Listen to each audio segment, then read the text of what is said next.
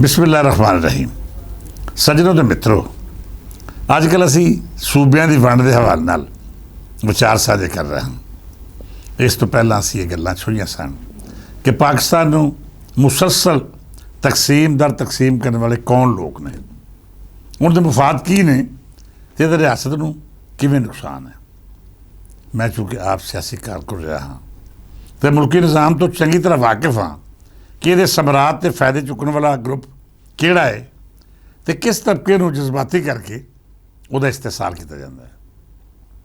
ਦਰ ਹਕੀਕਤ ਸੂਬਿਆਂ ਦੀ ਵੰਡ ਦੀ ਗੱਲ ਹੋਵੇ, ਇੰਤਜ਼ਾਮੀ ਯੂਨਿਟ ਹੋਣ ਜਾਂ ਫਿਰ ਅਜਿਹਾ ਕੋਈ ਹੋਰ ਏਜੰਡਾ, ਜੇਕਰ ਖਲੂਸ ਨੀਅਤ ਨਾਲ ਇਹਨਾਂ ਉੱਤੇ ਕੰਮ ਕੀਤਾ ਜਾਏ, ਇਹਨਾਂ ਮਸਲਿਆਂ ਨੂੰ ਅਸੈਂਬਲੀ ਦੇ ਫਲੋਰ ਤੋਂ ਲੈ ਕੇ ਅਵਾਮੀ ਸਤਹ ਤੱਕ ਜ਼ੀਰੇ ਬਸ ਲਿਆਂਦਾ ਜਾਏ, ਬਾਸ ਮੁਬਾਸੇ ਹੋਵਣ ਅਤੇ ਹਰ ਤਰ੍ਹਾਂ ਦਾ ਫਾਇਦਾ ਨੁਕਸਾਨ ਚੰਗੀ ਤਰ੍ਹਾਂ ਪੁਣ ਛਾਣ ਕੇ ਵਾਜ਼ੇ ਕੀਤਾ ਜਾਏ, ਤਾਂ ਫਿਰ ਯਕੀਨੀ ਤੌਰ ਉੱਤੇ ਸਿਆਸੀ ਅਸ਼ਰਾਫੀਆ ਜਾਂ ਇੰਤਜ਼ਾਮੀਆ ਦੀ ਨੀਅਤ ਉੱਤੇ ਕਿਸੇ ਨੂੰ ਕੋਈ ਸ਼ੱਕ ਨਹੀਂ ਹੋਏਗਾ। ਅਤੇ ਜੇਕਰ ਜ਼ਬਾਨੀ ਜਮ੍ਹਾਂ ਖਰਚ ਕਰਕੇ ਲੋਕਾਂ ਨੂੰ ਕੌਮੀਅਤਾਂ ਅਤੇ ਦੂਜੇ ਮਾਮਲਾਤ 'ਚ ਉਲਝਾ ਕੇ ਸਿਰਫ ਜਜ਼ਬਾਤੀ ਕਰਕੇ ਸੂਬਿਆਂ ਦਾ ਸ਼ੋਸ਼ਾ ਛੱਡਿਆ ਜਾਏ, ਤਾਂ ਫਿਰ ਇਹਦੇ ਉੱਤੇ ਸਵਾਲ ਵੀ ਉੱਠਣਗੇ ਅਤੇ ਬਹੁਤ ਸਾਰੇ ਮਿਸਾਲ ਵੀ ਪੈਦਾ ਹੋਣਗੇ। ਮੈਂ ਪਹਿਲੇ ਵੀ ਅਰਜ਼ ਕਰ ਚੁੱਕਿਆ ਹਾਂ ਕਿ ਸਾਡੀ ਰਿਆਸਤ ਦਾ ਇੱਕ ਖਾਸ ਤਬਕਾ ਹਮੇਸ਼ਾ ਤੋਂ ਸੂਬਿਆਂ ਦੀ ਵੰਡ ਦਾ ਸ਼ੋਸ਼ਾ ਛੱਡ ਕੇ ਲੁਕਾਈ ਨੂੰ ਇੱਕ ਅਜਿਹਾ ਇਸ਼ੂ ਦੇ ਦਿੰਦਾ ਹੈ ਜਿਹਦਾ ਨਾ ਤਾਂ ਬਰਾਹ ਰਾਸਤ ਉਹਨਾਂ ਨੂੰ ਫਾਇਦਾ ਹੈ ਅਤੇ ਨਾ ਹੀ ਇਸ ਮਨਸੂਬੇ ਦੇ ਮੁਕੰਮਲ ਹੋਣ ਨਾਲ ਕੋਈ ਤਰੱਕੀਆਤੀ ਰਾਹ ਮੰਜ਼ਿਲ ਤੱਕ ਪੜਨ ਦੀ ਆਸ ਉਮੀਦ ਦਿੰਦੀ ਹੈ। ਮੈਂ ਆਪਣੇ ਸਹਾਫਤੀ ਅਤੇ ਸਿਆਸੀ ਤਜਰਬੇ ਨਾਲ ਇਹਨਾਂ ਮਾਮਲਾਤ ਨੂੰ ਜਦ ਹੀ ਵੇਖਿਆ ਹੈ। ਸਿਰਫ ਚੰਦ ਲੋਕਾਂ ਅਤੇ ਸਿਆਸੀ ਯਤੀਮਾਂ ਦੇ ਫਾਇਦੇ ਤੋਂ ਵੱਖ ਮੈਨੂੰ ਕੁਝ ਵਿਖਾਈ ਨਹੀਂ ਦਿੱਤਾ। ਸੂਬਿਆਂ ਦੀ ਵੰਡ ਖਾਸ ਤੌਰ ਉੱਤੇ ਪੰਜਾਬ ਨੂੰ ਤਕਸੀਮ ਦਰ ਤਕਸੀਮ ਕਰਨ ਦੇ ਪਿੱਛੇ ਇੱਕ ਤਾਂ ਸਿਆਸੀ ਨਾਬਾਲਗਪਨ ਨੇ, ਦੂਜਾ ਪੀਪਲਜ਼ ਪਾਰਟੀ ਦੀ ਸਿਆਸੀ ਯਤੀਮ ਜਮਾਤ ਜਿਹਦਾ ਪੰਜਾਬ ਵਿੱਚੋਂ ਬੋਰੀਆ ਬਿਸਤਰ ਗੋਲ ਹੋ ਚੁੱਕਿਆ ਹੈ, ਅਤੇ ਤੀਜੀ ਉਹ ਕੰਪਨੀ ਜਿਹੜੀ ਲਸਾਨੀ ਬੁਨਿਆਦਾਂ ਉੱਤੇ ਨਫ਼ਰਤਾਂ ਦੀ ਦੁਕਾਨ ਖੋਲ੍ਹ ਕੇ ਸਾਜ਼ਿਸ਼ਾਂ ਦਾ ਕਾਰੋਬਾਰ ਕਰ ਰਹੀ ਹੈ। ਇਹ ਉਹ ਬਦਬਖਤ ਨੇ ਜਿਹੜੇ ਸਾਡੇ ਦੁਸ਼ਮਣ ਮੁਲਕਾਂ ਦਾ ਏਜੰਡਾ ਪੂਰਾ ਕਰ ਰਹੇ ਨੇ। ਖਾਸ ਤੌਰ ਉੱਤੇ ਪੰਜਾਬੀ ਅਤੇ ਮੁਲਤਾਨੀ ਲਹਿਜੇ ਨੂੰ ਕੋਈ ਹੋਰ ਨਾਂ ਦੇ ਕੇ ਫਿਕਰੀ ਅਤੇ ਤਾਰੀਖੀ ਬਾਸ ਨੂੰ ਇੱਕ ਦੂਜੇ ਨਾਲ ਮੁਖਾਸਮਤ ਦਾ ਰੰਗ ਦੇ ਕੇ ਉਹਨਾਂ ਲੋਕਾਂ ਦਾ ਮਫਾਦ ਪੂਰਾ ਕਰਨ ਦੀ ਕੋਸ਼ਿਸ਼ ਕਰਦੇ ਨੇ ਜਿਹੜੇ ਪਾਕਿਸਤਾਨ ਨੂੰ ਮੁਸਤਹਕਮ ਨਹੀਂ ਰੱਖਣਾ ਚਾਹੁੰਦੇ। ਮੈਂ ਆਪਣੇ ਪਿਛਲੇ ਵਿਲਾਗ ਵਿੱਚ ਤਾਰੀਖੀ, ਸਮਾਜੀ ਅਤੇ ਫਿਕਰੀ ਹਵਾਲੇ ਨਾਲ ਸਾਬਤ ਕਰ ਚੁੱਕਿਆ ਹਾਂ ਕਿ ਪੰਜਾਬ ਦੀ ਵੰਡ ਸਿਰਫ ਔਰ ਸਿਰਫ ਉਸ ਏਜੰਡੇ ਦੀ ਤਕਮੀਲ ਹੈ ਜਿਹਦਾ ਇਜ਼ਹਾਰ ਇੰਡੀਅਨ ਵਜ਼ੀਰ ਦਾਖਲਾ ਆਪਣੀਆਂ ਕਈ ਤਕਰੀਰਾਂ ਕਰ ਚੁੱਕਿਆ ਹੈ। ਜਿਸ ਆਖਿਆ ਸੀ ਕਿ ਉਹ ਵੇਲਾ ਦੂਰ ਨਹੀਂ ਜਦੋਂ ਸਿੱਧ ਵੀ ਇੰਡੀਆ ਦਾ ਹਿੱਸਾ ਹੋ ਸਕਦਾ ਹੈ। ਮੈਂ ਉਦੋਂ ਵੀ ਵਾਅਦਾ ਕੀਤਾ ਸੀ ਕਿ ਸਾਡੀਆਂ ਸਿਆਸੀ ਲੋੜਾਂ, ਸਿਆਸੀ ਨਜ਼ਰੀਏ ਅਤੇ ਮੁਫਾਦ ਆਪਣੀ ਥਾਵੇਂ, ਪਰ ਉਸ ਤਬਕੇ ਦੀ ਖੁੱਲ੍ਹ ਕੇ ਨਿੰਦਿਆ ਕਰੋ, ਉਹਦੇ ਖਿਲਾਫ ਕਾਰਵਾਈ ਕੀਤੀ ਜਾਏ ਜਿਹੜਾ ਪਹਿਲਾਂ ਪੰਜਾਬ ਅਤੇ ਫਿਰ ਮੁਲਕ ਤੋੜਨ ਦੇ ਏਜੰਡੇ ਉੱਤੇ ਟੁਰ ਰਿਹਾ ਹੈ। ਤੁਸੀਂ ਵੇਖੋ, ਇਹ ਝੂਠਾਂ ਸਭ ਤੋਂ ਪਹਿਲਾਂ ਤਾਂ ਪੰਜਾਬ ਨੂੰ ਦੋ ਹਿੱਸਿਆਂ 'ਚ ਵੰਡ ਕੇ ਸਿੰਧ ਦੇ ਨਾਲ ਜੋੜਨ ਦੀ ਗੱਲ ਕਰਦੀਆਂ ਨੇ, ਅਤੇ ਦੂਜਾ ਇਹ ਤਾਸਰ ਦੇਣ ਦੀ ਕੋਸ਼ਿਸ਼ ਕੀਤੀ ਜਾਂਦੀ ਹੈ ਜਿਵੇਂ ਤਾਰੀਖੀ ਹਵਾਲੇ ਨਾਲ ਮੁਲਤਾਨ, ਬਾਵਲਪੁਰ ਜਾਂ ਰਹੀਮ ਯਾਰਾਂ ਤੋਂ ਅਗਾਂਹ ਦਾ ਇਲਾਕਾ ਪੰਜਾਬ ਦਾ ਹਿੱਸਾ ਹੈ ਹੀ ਨਹੀਂ ਸੀ। ਪੰਜ ਨਦ ਜਾਂ ਦਰਿਆਵਾਂ ਦਾ ਮਰਕਜ਼ ਹੋਣ ਦਾ ਹਜ਼ਾਰਾਂ ਵਰ੍ਹੇ ਪੁਰਾਣਾ ਹਵਾਲਾ ਇੱਕ ਪਾਸੇ ਰੱਖ ਦਿਓ, ਇਹਦੀਆਂ ਗੱਲਾਂ ਵਿੱਚੋਂ ਤੁਸੀਂ ਕੋਈ ਇੱਕ ਦਲੀਲ ਵੀ ਬਰਾਮਦ ਕਰ ਲਵੋ ਤਾਂ ਮੈਂ ਇਹ ਸਮਝ ਜਾਵਾਂਗਾ ਕਿ ਇਹਦਾ ਮੌਕਫ ਦਰੁਸਤ ਹੈ।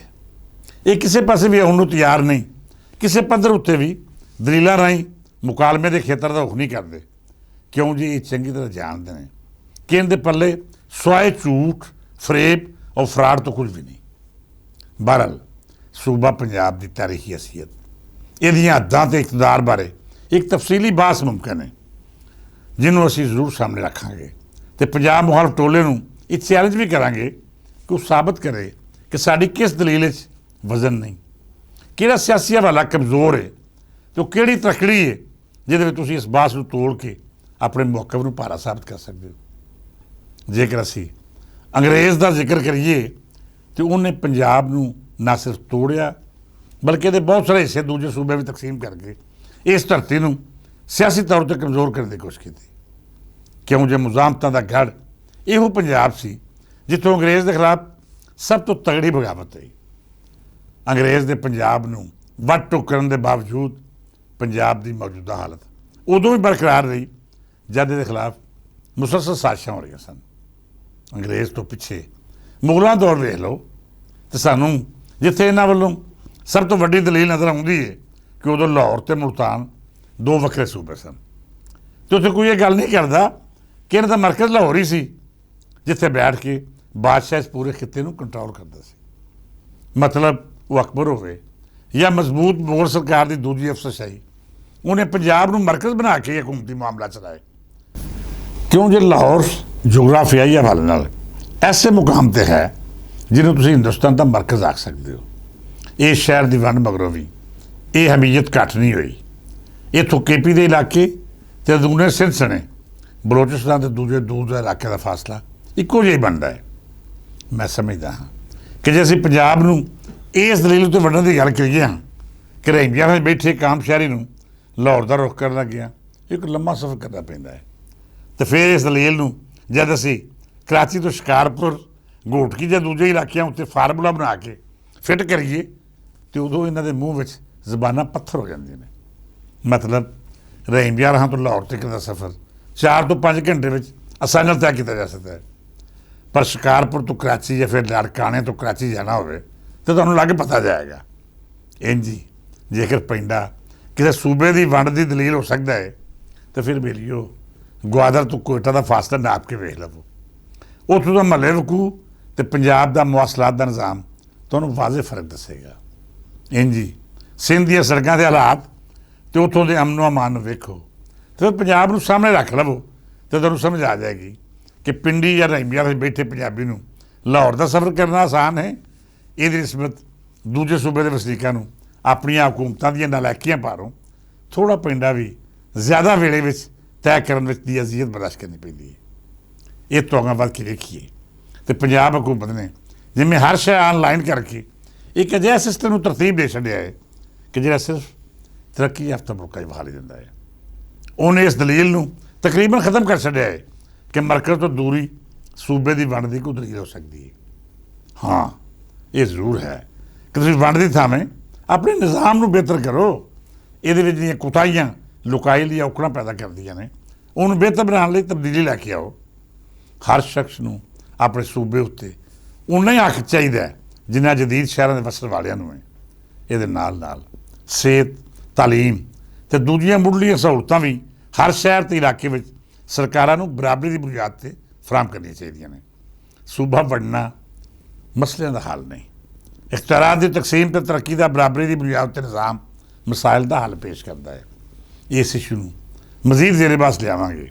ਇਹ ਵੀ ਦੱਸਾਂਗੇ ਕਿ ਵੱਡੀ ਆਬਾਦੀ ਤਰੱਕੀ ਦੇ ਰਾਹ ਵਿੱਚ ਰੁਕਾਵਟ ਹੈ ਜਾਂ ਫਿਰ ਆਬਾਦੀ ਦੇ ਵਸਾਇਲ ਨੂੰ ਦਰੁਸਤ ਤਰੀਕੇ ਨਾਲ ਇਸਤੇਮਾਲ ਕਰਕੇ ਮਿਸਾਲੀ ਤਰੱਕੀ ਦਾ ਖਾਬ ਤਾਬੀਰ ਕੀਤਾ ਜਾ ਸਕਦਾ ਹੈ।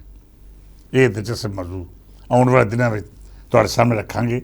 ਫਿਰ ਦਲਾਲ ਦੀ ਤਰੱਕੀ ਤੋਲਾਂਗੇ ਕਿ ਕਿਹੜਾ ਆਪਣੇ ਮਫਾਦਾਂ ਦੀ ਛੁਰੀ ਨਾਲ ਪਾਕਿਸਤਾਨ ਨੂੰ ਨੁਕਸਾਨ ਪਹੁੰਚਾ ਰਿਹਾ ਹੈ ਅਤੇ ਉਹ ਕਿਹੜਾ ਤਬਕਾ ਹੈ ਜਿਹੜਾ ਮੁਲਕ ਦੁਸ਼ਮਣ ਏਜੰਸੀਆਂ ਦੀ ਕਠਪੁਤਲੀ ਬਣ ਕੇ ਸਾਡੀ ਰਿਆਸਤ ਅਤੇ ਪਾਕ ਫੌਜ ਦੇ ਖਿਲਾਫ ਗਲੀਸ ਅਤੇ ਗੰਦਾ ਪ੍ਰਾਪਗੈਂਡਾ ਕਰ ਰਿਹਾ ਹੈ।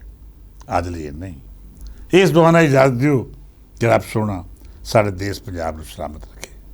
ਪਾਕਿਸਤਾਨ ਦੀ ਤਰੱਕੀ ਵਿੱਚ ਜਿਹੜਾ ਯੋਗਦਾਨ ਇਸ ਸੂਬੇ ਦੇ ਸ਼ਹਿਰੀ ਪਿਛਲੇ 78 ਸਾਲਾਂ ਤੋਂ ਪਾ ਰਹੇ ਨੇ ਉਹਦੇ ਬਦਲੇ ਇਹਨੂੰ ਮੁਹੱਬਤਾਂ ਅਤੇ ਦੁਆਵਾਂ ਦੇਣ ਦੀ ਤੌਫੀਕ ਉਹਨਾਂ ਲੋਕਾਂ ਨੂੰ ਵੀ ਮਿਲੇ ਜਿਹੜੇ ਸਿਰਫ ਔਰ ਸਿਰਫ ਮੰਦਾ ਬੋਲਣ ਨੂੰ ਆਪਣੀ ਸਿਆਸੀ ਕਾਮਯਾਬੀ ਸਮਝਦੇ ਨੇ।